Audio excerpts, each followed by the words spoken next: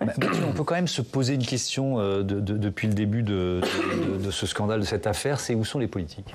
Oui, parce que l'affaire de Mazan n'est pas un fait divers, c'est un fait de société. Je veux dire par là qu'on ne parle pas seulement du parcours d'un prédateur, de la dérive criminelle d'un individu en particulier. Non, on parle bien du fait qu'il s'est trouvé pendant 10 ans, vraisemblablement une centaine de nos concitoyens pour venir violer une femme droguée sous les yeux de son mari à Mazan, 6000 habitants, en catimini, à la nuit tombée. Ni leur métier, ni leur origine, ni leur milieu social n'en font un groupe homogène. Non, leur seul point commun, c'est d'être né homme et d'avoir considéré qu'il était tout à fait possible, pour ne pas dire normal, de se livrer à ce qu'on pourrait qualifier de crime sexuel organisé. Et alors justement, comment la classe politique a réagi à cette affaire? Par un assourdissant silence, à quelques exceptions près, dont celle de la sénatrice Guillotin et de la députée Josso, qu'on a entendu se mobiliser pour relever cette mission parlementaire.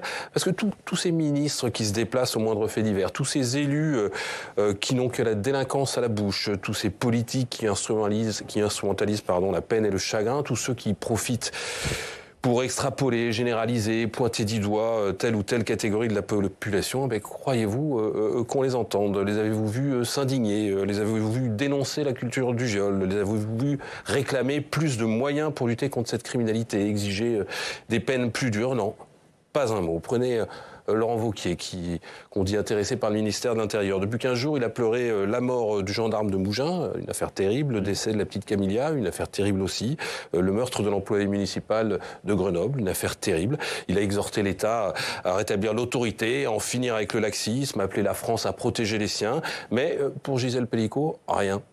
Idem pour Jordan Bardella qui dénonce à chaque refus d'obtempérer une barbarie d'atmosphère qui s'étend sur tout le territoire. Mais pour les barbares bien réels, ceux-là, les barbares de Mazan, qui étaient sur terre et dans la chambre à coucher de Gisèle Pelicot, pas un mot. Pas un mot non plus chez Jean-Luc Mélenchon, pas un mot chez Olivier Faure. Je fais le tour de l'échiquier pour montrer que ça n'est pas une couleur politique. Pas un mot. Le plus désolant, c'est même pas que cette affaire les gêne. Non, c'est juste qu'ils n'ont pas cru bon ni jugé nécessaire de s'en saisir, ne serait-ce que pour réagir. Ça veut dire, en fait, tout simplement, que pour ces hommes politiques de premier plan, c'est même pas un sujet. Et Mathieu, vous n'avez cité que des hommes. Oui, et c'est dans tout pas un hasard si les rares réactions politiques sont venues de femmes qui se sont exprimées publiquement ou ont manifesté pour assurer Gisèle Pelicot de leur soutien. On l'a vu le week-end dernier. Celle qui appelle aussi à reprendre les travaux de la mission parlementaire dont on parlait pour en finir avec la soumission chimique. Mais tant que les autres jugeront qu'il est plus important de s'écharper sur la nécessité ou non d'augmenter les impôts, de destituer le président, ou encore de nommer tel ou tel à la Commission européenne, je peux vous dire que la culture du viol, qui fait quand même plus de 200 000 victimes chaque année, a encore de beaux jours devant elle.